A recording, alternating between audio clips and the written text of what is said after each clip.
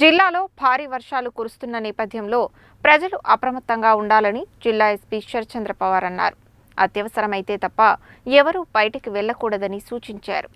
జిల్లాలో ఎడతెరిపి లేకుండా వర్షాలు కురుస్తున్న నేపథ్యంలో అద్దంకి నార్కెట్పల్లి హైవే మాడుగులపల్లి వద్ద గల రోడ్డుపైన ప్రవహించే నీటి ప్రవాహాన్ని జిల్లా ఎస్పీ శరత్చంద్ర పవార్ పరిశీలించారు. ఈ సందర్భంగా ఎస్పీ మాట్లాడుతూ రాష్ట్ర వ్యాప్తంగా వాతావరణ శాఖ సూచనల మేరకు రానున్న 2 రోజులు భారీ వర్షాలు పడతాయన్న నేపథ్యంలో జిల్లా ప్రజలు అప్రమత్తంగా ఉండాలని, ఏదైనా అత్యవసర పరిస్థితుల్లో తప్ప బయటకు వెళ్లరాదని సూచించారు. ముఖ్యంగా రానున్న 2 రోజులు వర్షాలు కురవనున్న నేపథ్యంలో మూసీ పరివాహక మరియు కృష్ణా పరివాహక ప్రాంతాల ప్రజలందరూ అప్రమత్తంగా ఉండాలని అన్నారు. భారీ వర్షాల కారణంగా ఎగువ నుంచి అధిక ప్రవాహం కారణంగా వాగులు, వంకలు ఉధృతంగా ప్రవహిస్తున్నాయని, అలాంటి సమయంలో ఎవరూ కూడా దాటే ప్రయత్నం చేయకూడదని అన్నారు. ఇప్పటికే జిల్లా వ్యాప్తంగా నీటి ప్రవాహం ఎక్కువగా ప్రవహించే వాగులు, వంకలు, కాలువల వద్ద హెచ్చరిక బోర్డులు, పోలీస్ పికెట్లు ఏర్పాటు చేసి తగిన చర్యలు తీసుకోవడం జరుగుతుందని తెలిపారు. అదేవిధంగా పాడుబడిన మిద్దెలు, పడిపోయే స్థితిలో ఉన్న ఇళ్లలో